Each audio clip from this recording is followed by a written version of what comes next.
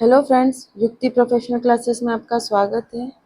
इस वीडियो में हम 10 एमसीक्यूज सॉल्व करने वाले हैं और हर फ्राइडे एंड सैटरडे हम 10-10 एमसीक्यूज सॉल्व करने का सेशन रखेंगे। अगर आपने मेरे चैनल को सब्सक्राइब नहीं किया है तो मेरे चैनल को सब्सक्राइब, शेयर एंड लाइक ज़रूर करिए। चलिए स्टार्ट करते हैं। उच्चतम न्यायालय के न्यायाधीश की नियुक्ति में राय को वरीयता दी जाती है। भारत के मुख्य न्यायाधीश की राय को, बी संघ के विधि मंत्री की राय को, सी भारत के मुख्य न्यायाधीश और उच्चतम न्यायालय के 3 वरिष्ठ न्यायाधीशों की राय को, और डी प्रधानमंत्री की राय को। राइट ऑप्शन है ऑप्शन सी, भारत के मुख्य न्यायाधीश और उच्चतम न्यायालय के 3 वरिष्ठ न्यायाधीशों की राय को। ये जो प्रिंसिपल है ये लेट डाउन हुआ था supreme court advocate on records association versus union of India के केस में, जिसमें कि सुप्रीम कोर्ट ने 9 न्यायाधीशों की बेंच थी, जिसमें से 7:2 के मेजोरिटी से ये डिसाइड किया गया था कि मुख्य न्यायाधीश को सर्वोच्च महत्व देना चाहिए न्यायाधीश की नियुक्ति में के मामले में, और इसमें राष्ट्रपति के परामर्श के लिए इसे भेजा जाएगा। चलिए नेक्स्ट है,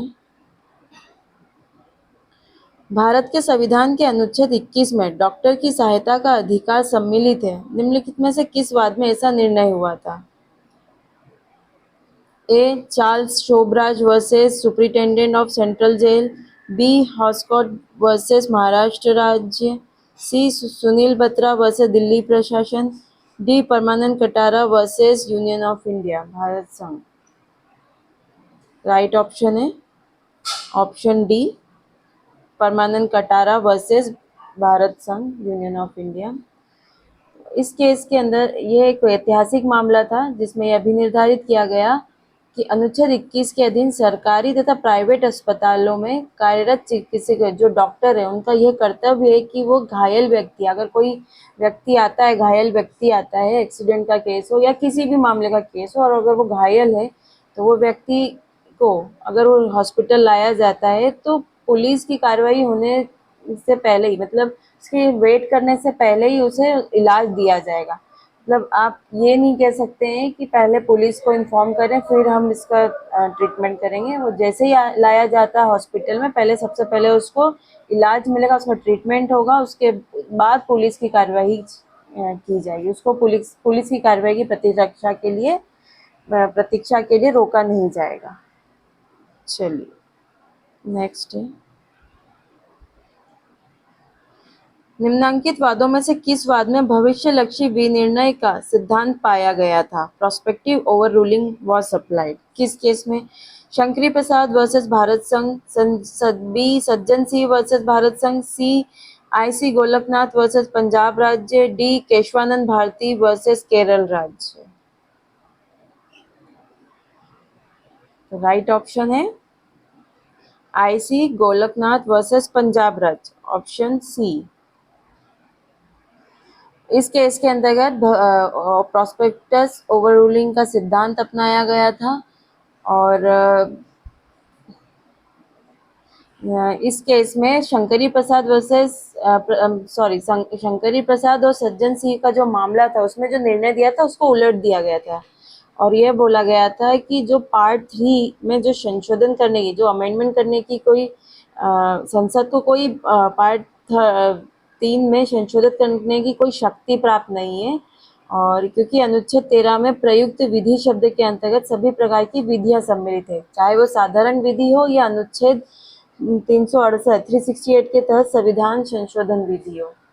मतलब संसद को कोई पावर नहीं है कि वो पार्ट 3 जो हमारे फंडामेंटल राइट्स जो दिए हैं उसमें अमेंडमेंट करें। संसद को ऐसी कोई पावर नहीं है, क्योंकि आर्टिकल 13 में जो आर्टिकल 13 दिया है उसमें हमें एक थर्ड क्लॉज जो है जिसमें विधि बताया कि विधि के अंतर्गत क्या क्या आता है। तो अगर संसद अगर कोई अमेंडमेंट भी लाती, कॉन्स्टिट्यूशनल अमेंडमेंट भी लाती है, तो वो भी विधि के अंतर्गत सम्मिलित किया गया है, वो चाहे साधारण विधि हो या जो प्रोसेस 368 में जो प्रोसेस दी संविधान संशोधन की उसके तहत दिया गया हो। तो यहाँ पर IC गोलकनाथ के केस में ये बताया गया है।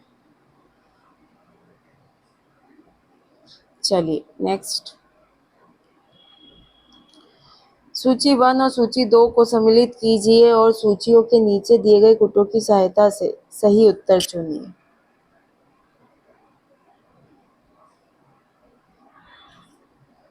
चलिए, एसआर मुंबई निर्णय जो है ये किससे रिलेटेड है, हमें ये बताना है।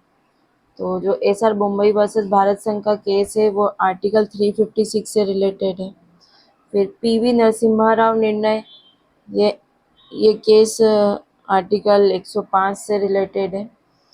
एडीएम जबलपुर वर्सेस शिवाकांत शुक्ल वाला जो केस है ये आर्टिकल 21 से रिलेटेड है। और लिली थॉमस केस जो है आर्टिकल 44 से रिलेटेड है।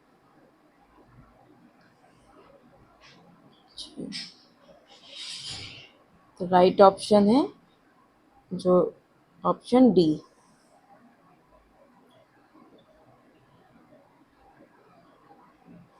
चलिए नेक्स्ट है, संविधान में भाग 4A को जोड़ा गया है।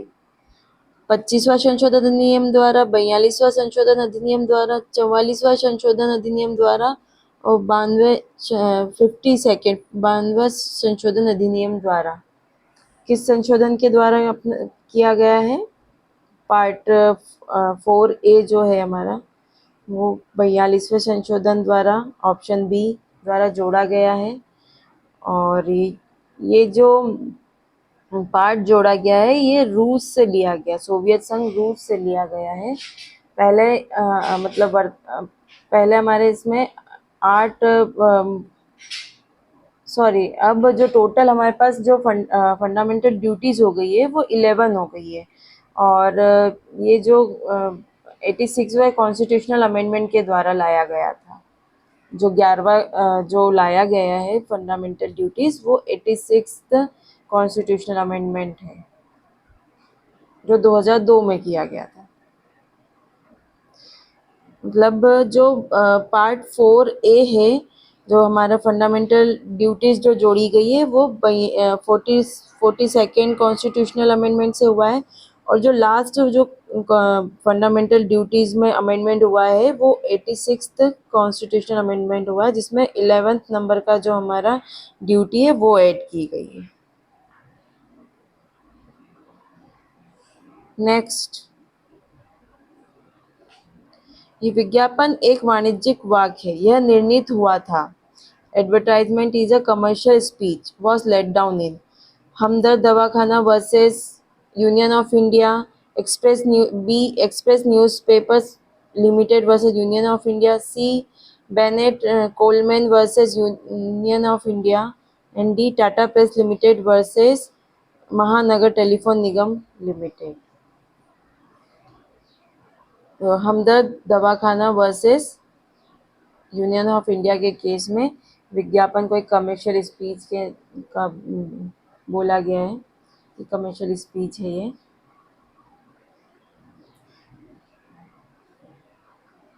चलिए नेक्स्ट क्वेश्चन है, लोकसभा के अध्यक्ष के दल बदल के आधार पर अनर्हता के प्रश्न का निर्धारण किया जाता है। ए उपाध्यक्ष के द्वारा, बी राज्यसभा के सभापति द्वारा, सी लोकसभा द्वारा निर्वाचित सदस्य के द्वारा, डी भारत के राष्ट्रपति के द्वारा। तो ये लोकसभा द्वारा निर्वाचित सदस्य के द्वारा, a member elected by Lok Sabha. तो भारतीय संविधान के जो 10th शेड्यूल है उसके पैरा 6 में ये बंद किया गया है कि अगर प्रश्न उठता है कि सदन का सभापति अध्यक्ष डिस्क्वालीफाइड हो रहे हैं या डिस्क्वालिफिकेशन से ग्रस्त है या नहीं है, वहाँ वह इस टाइप का अगर कोई क्वेश्चन आता है कि वो डिस्क्वालीफाइड होना चाहिए नहीं चाहिए, इससे रिलेटेड कोई क्वेश्चन है, तो वहाँ पे प्रश्न के सदन के ऐसे सदस्य के बिना इसके डिसीजन के लिए जो डिसीजन होगा वो उस सदन के निमित्त निर्वाचित करें और उसका विनिश्चय अंतिम होगा। तो यहाँ पे लोकसभा द्वारा निर्वाचित सदस्य के द्वारा जिसको इलेक्टेड किया गया है कि वो डिसाइड करेगा।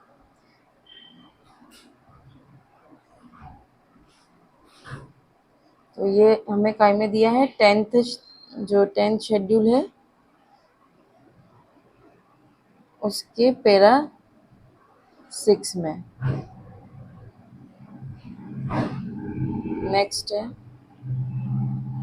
कथन है अनुच्छेद 21 विधि की सम्यक प्रक्रिया की अवधारणा को अभिव्यक्त समाहित करता है। इसका रीजन है विधि की सम्यक प्रक्रिया स्वतंत्रता का लक्षण है। तो राइट ऑप्शन है ए और बी स्टेटमेंट दोनों ही करेक्ट है, लेकिन आर जो है राइट एक्सप्लेनेशन नहीं है।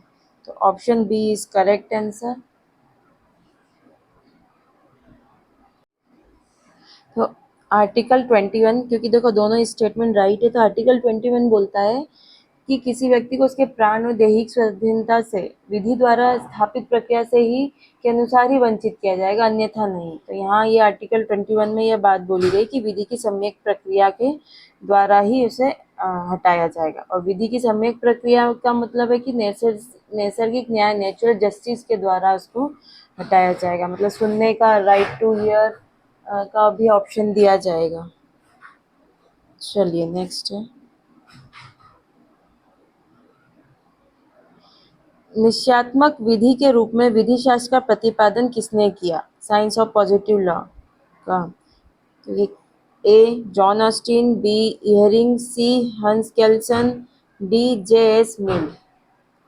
राइट ऑप्शन है John Austin, option A.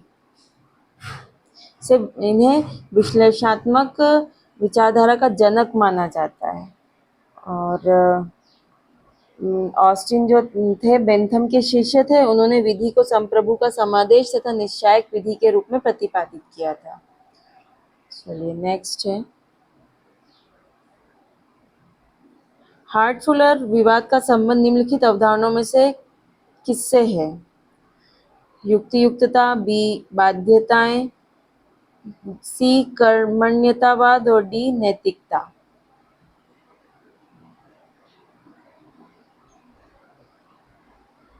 Right option है ऑप्शन डी, नैतिकता से रिलेटेड है। तो हार्ट प्रत्यक्षवादी है तथा इनका मानना है कि कानून और नैतिकता दोनों अलग अलग है। फुलर प्रकृति विधि के समर्थक है तथा वो यह तर्क दिया कि कानून समाज की नैतिकता पर निर्भर है। तो ऑप्शन डी इज करेक्ट। चलिए आज के लिए इतना ही, मिलते हैं हम नेक्स्ट वीडियो में। Thank you.